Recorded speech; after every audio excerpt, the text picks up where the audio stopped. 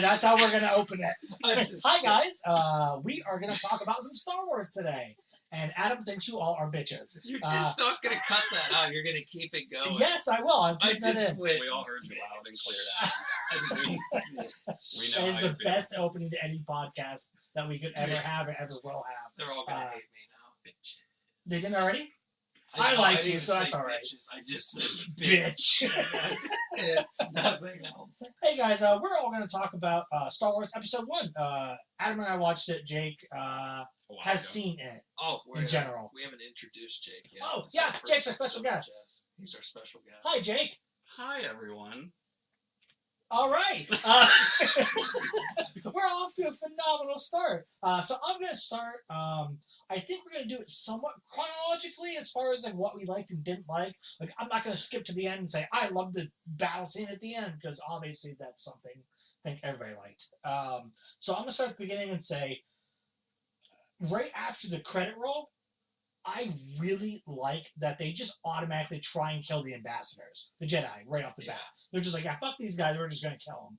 And I also, just going along with that, I love that Darth Sidious sets up the Jedi from the very beginning to die.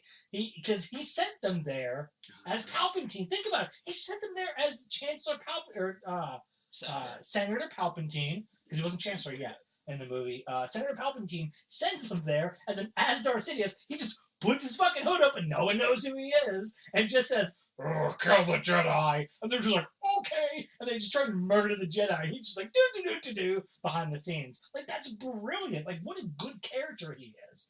I mean, I don't think people give, like, George Lucas has his problems. That is so fucking smart to have, like, Emperor Palpatine, Darth Sidious, as a senator, just sending his enemies to die. And no one knows. No one knows because everyone can't recognize him with his fucking hood up and talking like this. That's all I got for now. It's just one guy with some connections, and it makes him incredibly dangerous. Incredibly dangerous. It is politics. I mean, I think from what I understand, a lot of people didn't like the politics of the original, or not original trilogy, but this trilogy. I'm one of those people, but looking back and watching it again last night, I get it. Like, it makes sense, and I kind of appreciate that. While it's not the most interesting thing to watch in the world, and it's actually quite boring, it makes sense why it's in the movie. I don't want to watch it, but, like, it's still cool to see, like, behind the scenes Sidious just setting everything up, and just him literally just sitting there watching the dominoes fall. And just all his enemies are just obliterated by the end of episode 3. And it's awesome. Well, I mean, it makes sense whenever you're like a kid or something and you're watching this and it's like, why are all these people sitting around in a circle and talking?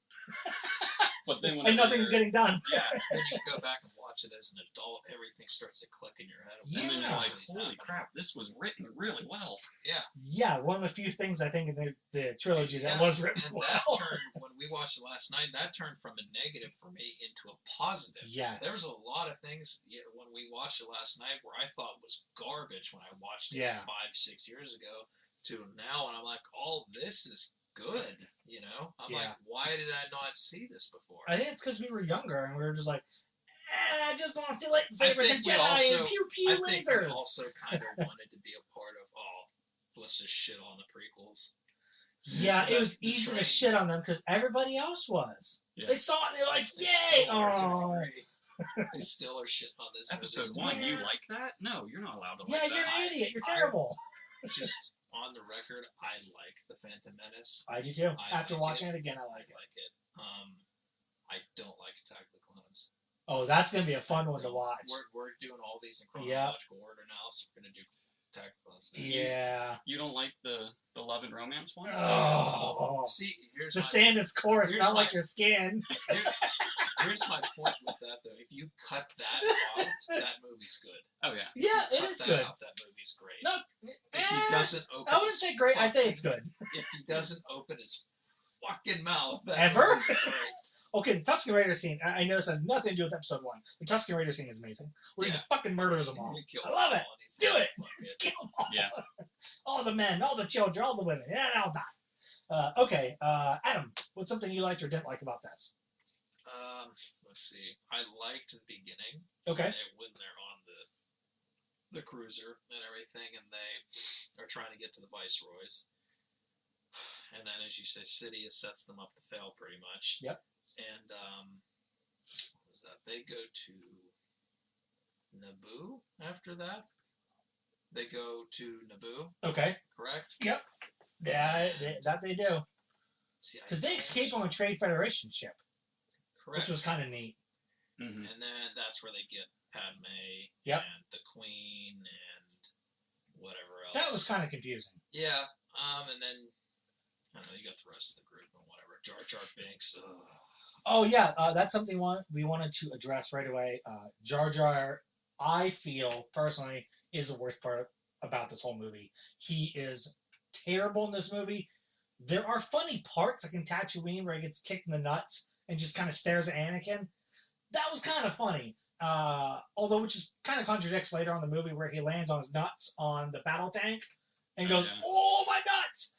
But earlier when he got kicked in the nuts, he didn't give a crap. So I don't know if he has Jar Jar nuts or not. He turned into a pussy. Yeah. Oh, maybe. Yeah. Or maybe he had a pussy and grew some balls. Oh. And he landed on him. Yeah. Character development. Yeah. See, he developed a little. Eventually, he develops into Darth Binks. Darth Binks. Oh, that'd be great. But I don't like him. But I did appreciate the humor that they tried to incorporate in it. While it's a little bit childish, getting kicked in the nuts, landing on his nuts a lot.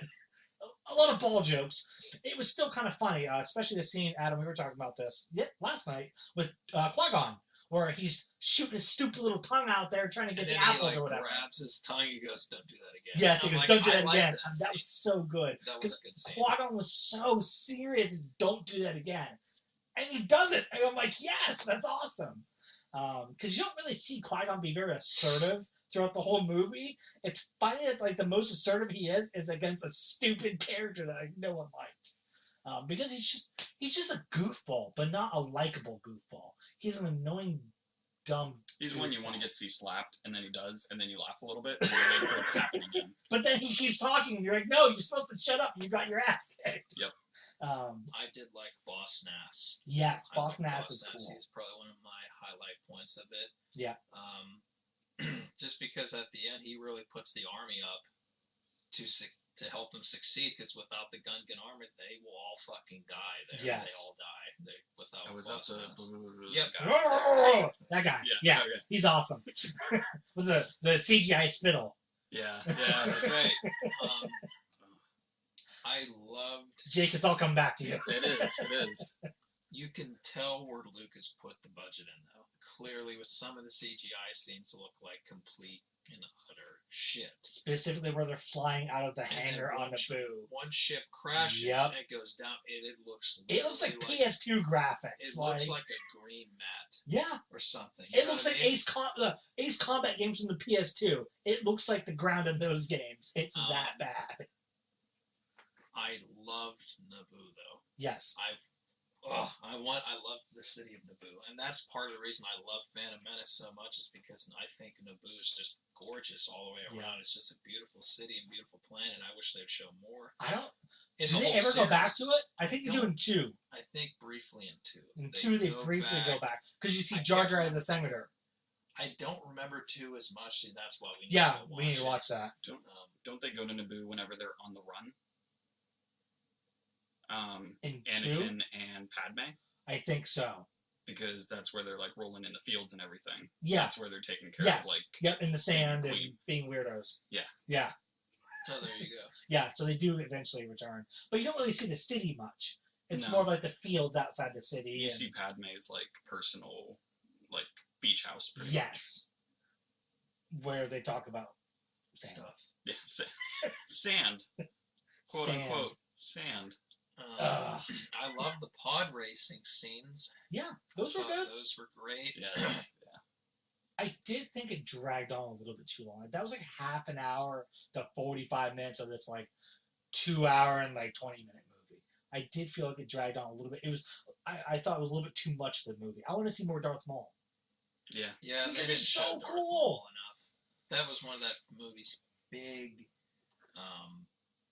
triumphs, and it's kind of negative. Like shortcoming? They didn't show enough of Darth Maul. He's so badass and everything. Insidious, like... never... showing up. Yeah. Sidious introduces him like, oh, this is my apprentice, Darth Maul. Okay, you don't see him for 45 more minutes, where he goes and hunts, Obi-Wan and Qui-Gon with the little probe droids, and then, gets on his little speeder, which looks awesome, and goes and fights Qui-Gon, which I thought was a great battle.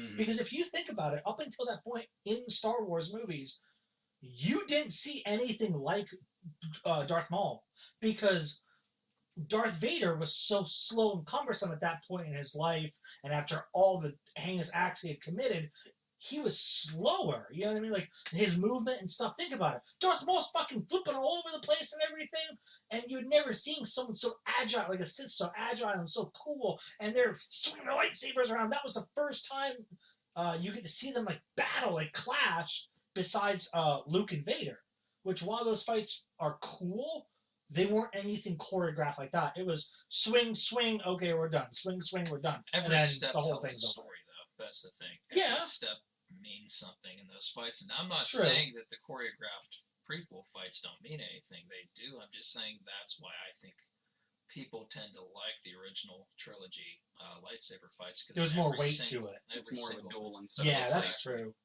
But what you said about people were so used to seeing Darth Vader up until that point, this is actually I think, really the second Sith we ever see fight. Yes. Because we didn't even see Darth Sidious do anything. No, he had lightning come out of his fingertips sometimes. But this is the second time in Star Wars as a whole where we saw a red lightsaber fight something. And it was awesome. Yeah, and it's like, up until that point, people were just like, oh, the Sith, they're just all these really huge people. They're dark. They're really scary. Yeah. And they'll shoot lightning at you. Yeah. Until eventually one gets on your level and he's like, I'm a better lightsaber fighter than you are. Yeah. Which Maul is. Oh, Maul compared definitely to Qui-Gon.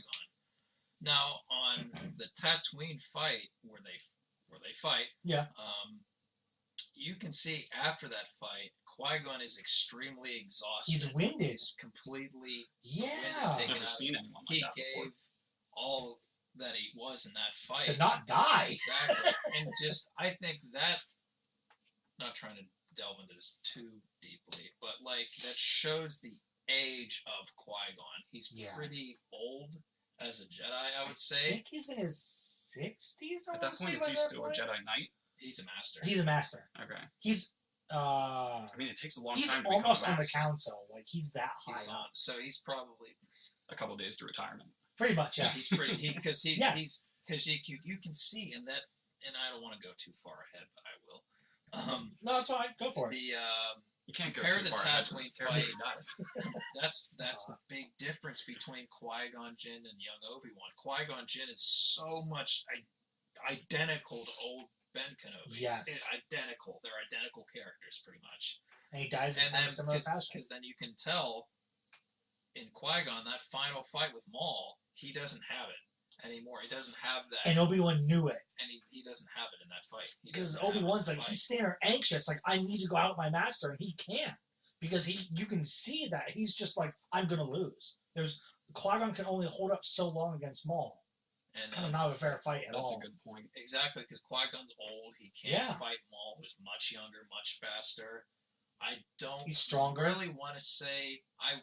I would say Maul's stronger with the saber and fighting. I don't want to say he's stronger with the Force. No, yeah, I just mean combat. We don't really see Maul use the Force too much. He uses it twice in that fight. But he uses it with ease. Yes, with ease. That's one thing to keep in mind, where he throws that thing to hit the control panel. He didn't have to think twice about it. Yeah, that's true. He throws that over. It was really easy for him. And he's concentrating on these two Jedi in front of him that he's supposed to kill, and he's just throwing stuff around like it's Instead, nothing. If you see Luke have to like find something, focus on it, and then like move it 3 inches to the left. And he just wants to throw a damn party. But he wants a participation award. Yep. I'm gonna throw out like a fan theory. Okay, go for it. Qui-Gon Jinn, because I'm pretty much talking about Qui-Gon Jinn. Okay. Because he's one of my favorites. Your love affair with Liam Neeson. It's all right. He's awesome. He is awesome. I didn't like that they killed him at the end of episode 1, even though it adds weight to the film. And it proves just how powerful Darth Maul is, that he can kill a Jedi Master. Besides Obi-Wan, that was the first Jedi Master you had seen killed in the film. Yeah, well, you see Yoda kind of fade away. But he wasn't in battle or anything. So no, he was never defeated. That was just old age. Yeah, but you see Ben Kenobi die. Well, that's what I'm saying. That was the second one you see. At that point, he's a Jedi Master. Yeah. At that point, but I don't agree with Qui-Gon dying. Okay. Now, tell me what you think about this. What if he lived through the entire prequel trilogy, till Revenge of the Sith, obviously, and then he finds out, because then Sidious orders Order 66, and he kills all the Jedi and everything. Mm-hmm. What if Qui-Gon knows where Anakin is going to Mustafar? He knows he's going to Mustafar before Obi-Wan knows. And then he follows Anakin to Mustafar to fight him. And then clearly he's outmatched and defeated. He'd be really old at that point. He'd be really old. And have him die then? And then have him die. I'd like that. And then Padme gets off the ship because she hears people fighting. Yep. And that's when he force chokes her and everything. And then Obi-Wan comes down and fights him. That would be kind of great. And he sees Qui-Gon's dead body, and he sees Padme like getting choked, and then he just fucking like loses his mind. Oh, and he just, great. Okay, how about this though? But he's going there to kill Anakin anyway. He's not trying to turn him back. He's going there to kill him. That's Obi's motivation. Yep.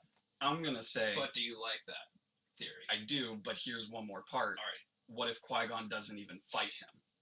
What if Qui-Gon goes there just kind of like, just to be the voice of reason and all this? Like, I was there at the beginning. I found you. You're the chosen one and all that. Yep. And what if, like, Anakin's just like, no, I'm going to kill you now? What if Qui-Gon, just in a brief moment, is like, if you strike me down, I'll become stronger than you could ever imagine. Well, just the parallel. I'll add a cherry on top of that. He takes out his lightsaber, doesn't even swing it, and does this. And then he just lets him slash him, and he's gone. Yeah. He just doesn't fight him. Yeah. But see, I kind of want them to fight. That's the whole point. I'm like, I wanted to see them fight. I think at that point, he won't last a second. Yeah. And see him get outmatched, because at that point you say he's very old. Because he would be. He'd be 20 years older than he was in the Phantom Menace. Oh, he'd be ancient at that time. But then that would add more weight, and that would make you hate Anakin more, because Qui-Gon killed this like innocent dude. You'd kill the guy that helped you, brought you in, fought to get him back. Exactly. Yes. And he tried to fight him, and then he just couldn't win. He was too old. He didn't have it to fight him at that point. And then Obi-Wan sees that, and he's just like, "You killed my master. I'm gonna kill you." And and during that fight, and I know we're going into episode 3, but I love episode 3 so much. During that entire fight, and we're gonna do an episode 3 podcast at some point, but I want to touch real quick on this. That whole fight between Anakin and Obi-Wan and Mustafar, they're evenly matched completely. Yep. They are as powerful as each other through that entire duel. They're not one is giving an Obi-Wan got lucky. He did. He really got lucky. He jumped off first. Yeah. I'm even saying that Anakin might even have been a little bit more powerful. I think Anakin was more desperate. Yes, which made him more desperate powerful. to prove himself. He was more desperate to do it. Yeah, you're right. But I don't think he was more powerful than Obi-Wan, because Obi-Wan is the master at that point. Yeah, but I think it's that anger that really fueled Anakin that made him so dangerous. Because he was so reckless. And but Obi-Wan was feeling despair at that point because Anakin killed all the younglings. Yeah. And that's what really sent Obi-Wan into that mode where he's like, I'm going to go there. I have to stop him. He doesn't say, remember at the temple, he goes, I have to go there and I have to stop him. Yeah. Because Yoda tells him to go there. Yeah. If you remember correctly, Yoda knew. Yoda tells him to go fight Anakin because Obi-Wan, if you remember correctly, he wants to go fight Sidious. Yeah. And he's like, you're going to die. Don't go there. You will die. He will kill you. Go fight Anakin instead. Go fight your Padawan. We're spilling into 3 too much. Sorry. We want to give you as much as we can of 1. I will say that if you guys, anybody listening has a chance, go read the Jedi Apprentice books. I have the whole collection. They're really good. It takes place after episode 1 and before episode 2. It's all about Obi-Wan and his struggle and stuff like that. They are kids' books, but they're good, and he actually talks to Qui-Gon in those books. Qui-Gon becomes a Force ghost. I don't know if those are canon. He doesn't figure that out until 3, though. Remember? Yeah, because Yoda's Yoda's like, I can teach you how to commune with the Qui-Gon. I know, and that's what threw me off Because too. Qui-Gon's the first one to ever he project himself as a Force ghost. Well, he hears Qui-Gon's voice, like giving him advice. He never technically communicates back with him. In the movie, he doesn't. In the books. Like, Qui-Gon actually gives him advice, but he never really communicates with Qui-Gon. But those books are kind of cool because they're like a weird spin-off. I don't know if they're canon or not. Who really cares? But they were good. They were well written for kids' books. I'm still kind of a kid at heart, so I really liked them. I can't read adult books. They're too hard. Yeah. Big words. Big words words. confuse me. Just spill back into one, you can... Okay. Let's see here. Like I said, I really liked the first fight with Maul. Darth Maul in general was amazing. He's the biggest plus, I think, other than Qui-Gon Jinn of the movie. I think the biggest, what do I want to say? Negative against the whole thing in general, and against Maul, isn't that he's defeated. It's that you assume that he's killed, and they had the nerve to bring him back with robot legs. In Clone Wars, which is stupid. It is the dumbest thing ever, because you see him fall down the pit, you're like, okay, he's dead. Cool. Nope. He comes back with robot legs. Come on, can't people just be dead in the Star Wars universe? No. I hate that so They can't be dead. They cannot be dead. It makes me so angry. It's like they're too afraid to kill certain characters off. Why? I mean, why not push just a Game of Thrones and just murder them all? Like the young Because it doesn't make any sense then, because you have an entire universe of other characters you can focus on. Yeah. You don't have to keep bringing back the same 5 characters every time. They're insecure about their own lore and stuff. They won't bring the good stuff in the Old Republic, so they have to kill Maul, but then not kill him. You know, if he would have just died in this movie, dude, that would have been cool.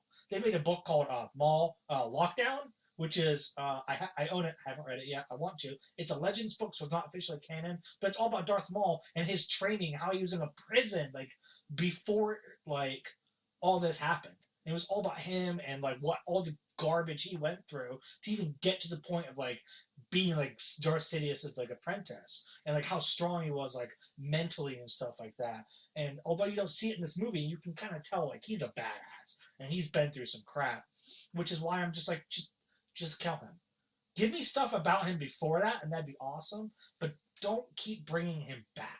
Like, well, don't worry. That's just lame. Obi-Wan's gonna kill him in Rebels for sure. Spoiler, yeah, he's gonna kill him. They already previewed it. Everybody, obviously, right? Darth Maul's not walking away from that fight. Yeah, he's gonna. Sorry, that's just how it's gonna happen. Because if you really think about that, they have to kill him. They absolutely have to. Because they didn't kill Ahsoka last year. Spoiler. You know. I haven't watched it, but I watched it anyway. It's pretty much implied that it's left ambiguous. It's not really, they're not confirming if she's dead or not. She's not going to be. Because they came out with that book called Ahsoka. Yeah, which is all about her. I want to get that. Because I want to read Me too. They have Barnes & Noble. It's like $18. We should buy that and read it. They actually have it at Target. It's cheaper. It's like $15. Hardback. Okay.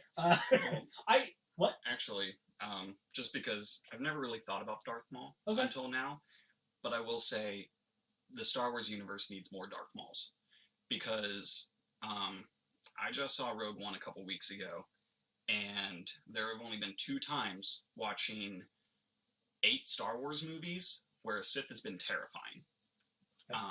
And the old ones with old Darth Vader, they weren't terrifying because, you know, it was just like, it was a duel. You know, they were evenly matched and all that. Darth Maul kills a Jedi Master and just laughs it off. Yeah. That's terrifying. And he's good. He's really fucking good. Yeah. And then episode 2 comes along. What is it, Count Dooku?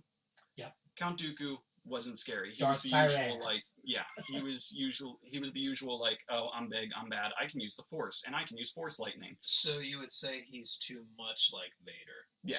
Yep. Yeah, way too, like, he's a mixture of both. He's really cocky, which gets annoying really quick. And that's annoying. Darth Maul didn't say a word and killed a Jedi Master. He didn't have to. He let his lightsaber talk for him. Yep. And he killed someone with it. Yep. And then Count Dooku's just like, you know, oh, I'm much wiser than you. Bzz, bzz, I'm going to zap you and all that. And then episode 3... But I love Christopher Lee, though. He's a great actor. Yeah. I just don't like how he was written. Yeah. And then episode 3 with General Grievous wasn't even a Sith, but he was a bad guy. I don't know what the fuck he was. But it's like... I think they tried to take something from the expanded universe and they just wanted to shove him in there and see if it worked. And it did work. I mean, he was kind of okay. I mean, I don't know. But he was okay in my eyes. He wasn't great. It wasn't good or bad. Yeah. He was there. He served his purpose. Yeah. It's like George Lucas asked himself, though, like, okay, what makes a guy scarier? I'll just give him more lightsabers. And it's like, if he has 6 lightsabers... give him 10! That fight's cool, though. It is. It is cool. Obi-Wan, yeah. But it's kind of ridiculous. Yes. It's like, we're just gonna give General Grievous 6 lightsabers, Obi-Wan 1 lightsaber, and that's gonna make General Grievous scary. No, it didn't. Didn't make him scary. And he had the rotating hands. Do you think that's why they put him in 3 of those, to give Obi-Wan something to do? Yes. Yeah. Because Obi-Wan wouldn't have had shit to do in that movie. Because 3's not about Obi-Wan at all. Like, he had to be Anakin. He had to be somewhere else while Anakin was doing something. Yeah, the first 2 movies are heavily Obi-Wan. Would you agree? Yeah. And then the third one's pretty much just about Anakin. I agree. The only other time, though, I've seen a Sith terrifying is in Rogue One with Darth Vader at the very end. He doesn't say a word. He shows up and he murders that gives everyone. me chills, dude. That whole scene. It's terrifying. You know, if he went up against anyone, he would win. Yeah. Hands down. He killed the shit out of those rebels. Yeah. Spoiler if you haven't seen the movie. Obviously, Darth Vader's in it. Obviously, it's at the end. They're not going to throw it in the beginning. You know what I mean? Like, Darth Vader. I don't want people to get mad. Like, oh, you spoiled it. Well, first of all, if you're a Star Wars fan, you probably should have seen that movie already. 2, if you haven't seen that movie, you know he's in it because he's in the commercials. Yeah. Duh, he's in it. Yeah. Holy crap, that scene, dude. So good. And when they're trying to get that the Death Star plans, and they're just frantic, like, take it, before Darth Vader just goes, and you know that guy's dying. Yeah. He's done. Yeah. And Darth Vader knows it too. Like, I'm gonna get to you, and you're gonna die, buddy. But like, they still manage to get the plans off, and he just goes like batshit crazy on all those rebels. Yeah. Dude. That also explains why he's so mad in the beginning of A New Hope, where he raises his voice to all the. I expect him alive. Yeah. Yeah. Where he's angry. Yeah. And it leads into that. I really hope they hinted at it. Kylo Ren's going to go and complete his training and all that. I hope he gets his emotions under control, because legitimately, if he gets his emotions under control, he would be terrifying. Yes. Because when a Sith gets angry... And put the fucking mask back on, please. You sound cooler with it. Yeah. Don't take it off. When a Sith gets visibly angry, that's weakness. A Sith should not show weakness. Yeah. Because then it kind of ruins their character. You want them to be confident. I think they did like he was in the very beginning. Yes. The Han Solo scene. I agree. They did all that just for that. Set that up, Basically. Yeah. And it was the movie's biggest moment. Man, that was a good scene. So much people hate on it. I love it. I thought it was great. I'm so glad that Harrison Ford's gone. Not that, like... The emotion with it. He's touching his cheek as he's, like, loses that last grip of life, and he just dies. He falls off. He's dead before he falls down. And I don't mean like I didn't want Harrison Ford in the movie. I'm glad that's how he went. I'm glad that's how Han Solo died in the series. Yeah, like, that's what he always wanted to do. He wanted to give a bottom to a movie, and he always wanted to do that. He did it the best way He pretty much did a mic drop. Yeah. Yeah. And it was great. It was phenomenal. What it needed. Yeah. Yeah.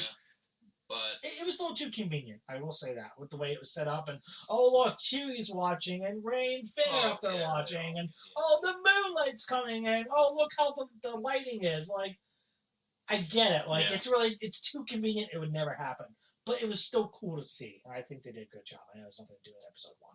Yeah, it was. But that's okay. It was pretty much the Obi-Wan scene over again. Yes. It's like watching Obi-Wan die at the end of New Hope and then lose. Oh, this was so much worse, though. Yeah. Like, in a good way. Because you had so much heartbreak. So heartbreaking. 30 years of build-up.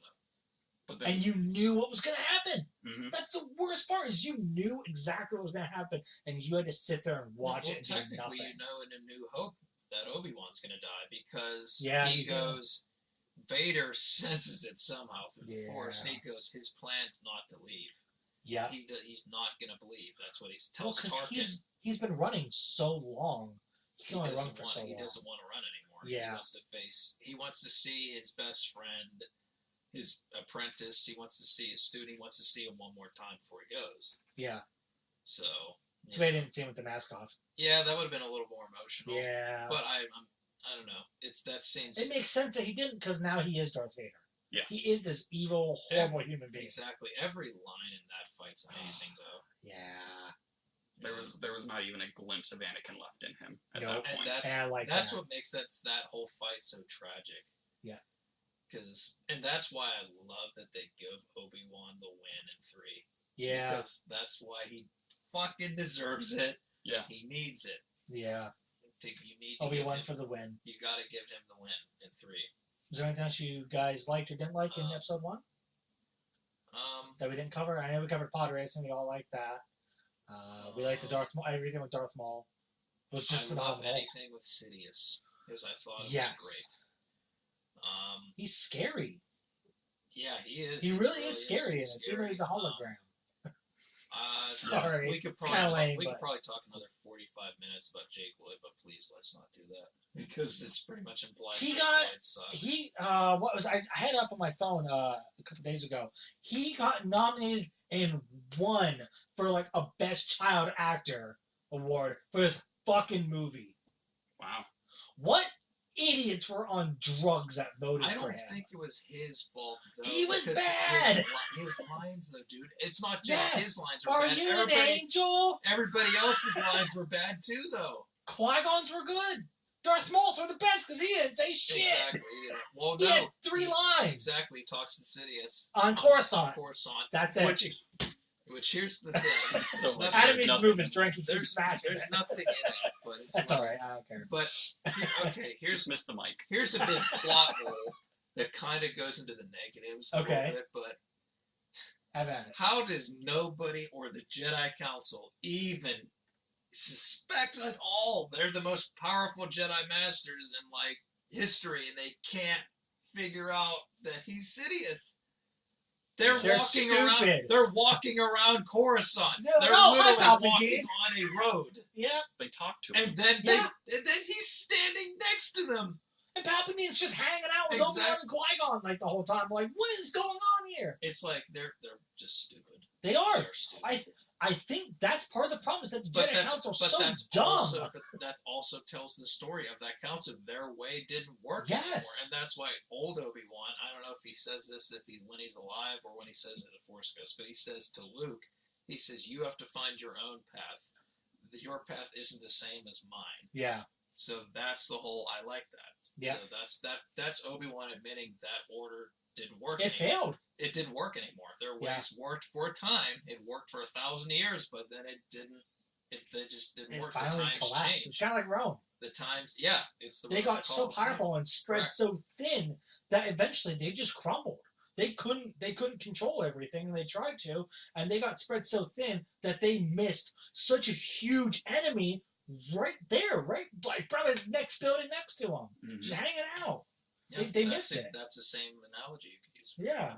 Did you ever see the someone looked into it and they said that the Jedi Council themselves pretty much created Darth Vader. Okay. In that this kid leaves his mother in slavery. He is saved from slavery, goes to this planet he has never been to before that is way more technologically advanced. Terrified, which even as bad of an actor as the kid was, he shows he's scared whenever he's talking to this this room full of really old guys that are all glaring at him. Yeah. Obi-Wan or Qui-Gon Jinn says, he's the chosen one. I know this. I sense it in him. Yeah. And then they're just all like asking him questions, just looking up at him all shady like, and then they're like, we can't teach you. Yep. Your emotions are You're out of whack, kid. And Yoda sees it. Yes. And then it's like, what does that instill in the kid? Except for just distrust in the council. Now he's going to doubt himself the whole time. Yeah. He always wants to prove himself. That creates doubt within him. Yeah. It happens in Clone Wars too. Yeah. Whenever he's just like, the council doesn't know anything. I should be a Jedi Knight by now. I should have my own apprentice. Why am I not? And then Obi's just there trying to like defend them and be the council knows what's going on. They know better.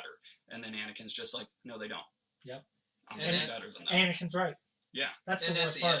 And at the end of Revenge of the Sith, Obi-Wan figures that out finally, where he's like, wow, he was right all along, but he's good enough to know not to delve into the dark side. Yeah. That's why I think Obi-Wan's just the best Jedi, I think, just ever. I don't know. I mean, I just think he's played awesome. I like him better than Luke, to be honest with you. Yeah. I just think he's better than Luke. I don't know. I know Luke Skywalker. Luke's just a cookie cutter character, though. He's the most powerful Jedi. Doesn't have a lot to like about him. I really can't even get a read on Luke. Yeah, it's weird because now that my opinion, those opinions might change once we see 8. Because I'm saying now 4 through 6. He's gonna really, I think, knock our socks off. I think so too. Oh yeah, he's gonna be dark with how Mark Hamill is now and everything. Oh yeah, it's going to be amazing. It's gonna be like those movies. Mark Hamill's acting's horrible. Oh yeah, dude, it's gonna be Luke. And nobody admits that. They shit on the prequels so much. Where I'm like, look at Mark Hamill in 4, 5, and 6, especially 4. He's horrible. Yeah, Harrison Ford carries him through that entire. He just pushes him through. That's why they gave him Alec Guinness. Yeah, they gave him one of the best actors on the planet to just carry the first half of the movie. Yeah. And then Harrison Ford's okay. I mean, even Carrie Fisher's decent. I think she's good the whole time. Yeah, I think she's good. But Mark Hamill's terrible. He was terrible through that entire movie. Well, here's the problem. Him and Alec Guinness didn't do a good job of what else? They didn't have a lot of good connection there, chemistry. They didn't. You can tell. Yeah. They were just like, all right, what's my line? All right, let me say it. Okay, and we're done. Next scene. Yeah. There wasn't a lot there to go with. Except that last scene on the Death Star. Yeah. Where he goes, may the Force be with you, and then he, goes off to die. Pretty much. Well, George Lucas was probably like, this is the most important scene in this movie. You act your ass off. So you guys better do this. The best acting Mark Hamill did in that movie was yell, no! Yeah. No! Like, that's it. And they blast the door. Yeah. Which is one of the most incredible shots I've ever seen with a blaster. He shoots the panel all the way across the Death Star, and I'm like, you fuck. Couldn't have made that shot ever. Yeah. And then that's true. He shot it because Han told him to shoot it because he doesn't want Vader trying to kill them because he would have killed them. But anyway. I mean, I know we'll do a podcast on this later, but just to sum up, Mark Hamill was like, I can't read him. Episode 6, so Return of the Jedi. Yep. If you watch that without watching any of the other ones, honestly, going into it, you'd think Luke is a Sith. Yes. You would think he's evil. You would think he's bad guy. He goes into Jabba, and he's just like, you don't want to cross me, Jabba. And it's like, wow. Angry much? Yeah. That's dark. I think that movie's where his acting is at its strongest, though. That was such a good opening scene. I think it's the point that we can't tell what he's doing. We can't tell if he's good. We can't tell if he's bad. Isn't that the point, though? He's almost a great Jedi at that point. Yeah, he is. I kind of like that. He's a blank slate of emotion. Yeah. Like, he has... Well, you gotta remember, he's not following the old Jedi code as Obi-Wan, Qui-Gon. Because there is no code. Because they're gone. Their code failed. It failed, and so he's creating it as he goes. Now, his own. He's pretty all much he's given got the is Force. the teachings that Obi-Wan and Yoda bestowed upon him. That's it. That's all he has. He's pretty much given the Force. Everyone dies, and then they're like, go start He's something the orphan Force baby. Yeah. Yeah, because you figure it out. Because if you actually think about it, Vader and him were the last ones, and Palpatine. But then Leia you doesn't have count. Leia because she shuns it, basically. Yeah, she does. Yeah. Until episode 6, where she's like, "Oh, he's okay. I feel it," and it's like, "What?" She uses the Force, really. There, technically. And then in episode 7, we're told nothing about what Luke did, so we have to find out in episode 8 if what he did was good or not. That's why you read the books. I'm just kidding. I'm just giving you a hard time here. But no, that's what a lot of people would say. Is they would say, "Oh, it's in the books." It's like, come on, show us. Don't be dumb. Yeah. I mean... Or have a TV show, like a one-series TV show of what the hell happened.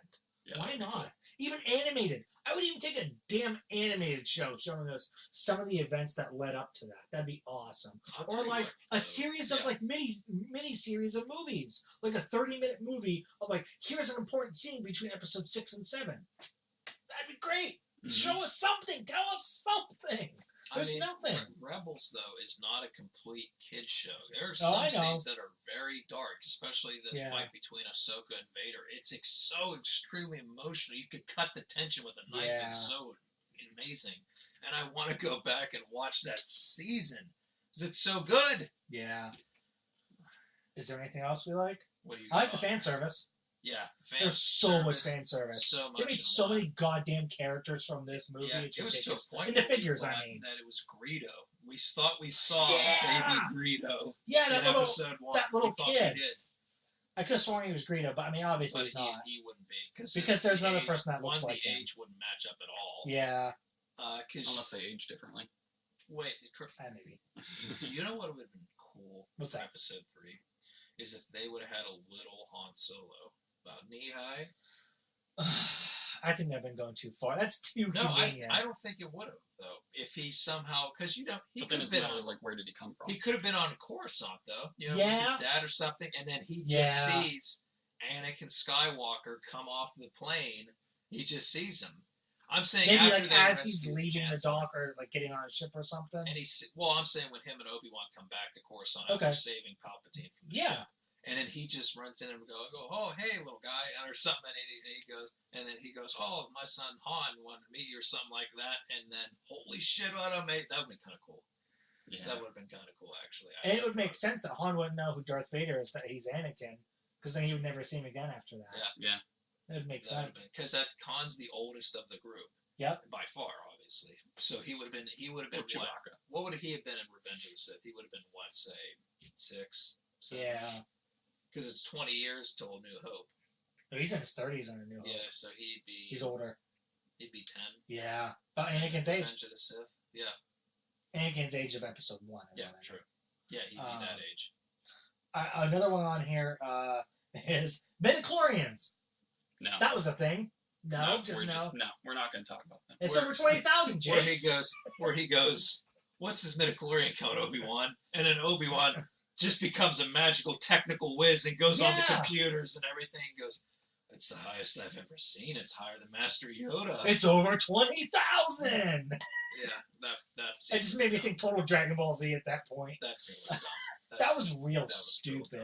I would love if midichlorians were just like white blood cells or something. It's like, oh no, this child just has cancer. It's like, oh, should we tell someone? Oh my God. No, we'll train him in the ways of the Force. That will help. He'll heal his cancer. He'll force heal his cancer. Oh boy, you can't heal his acting. All right. Oh. Sorry, that was a good one. All Too late. I also had on something I didn't really care for. I wrote down Anakin's lines - all of them. That's literally what's on my paper. I hate him. I'm sorry. I don't like Jake Lloyd as an actor in this movie. I don't think he did a great job. Obviously, it's not all his fault. Some of his lines are dumb. Space is cold. Are you an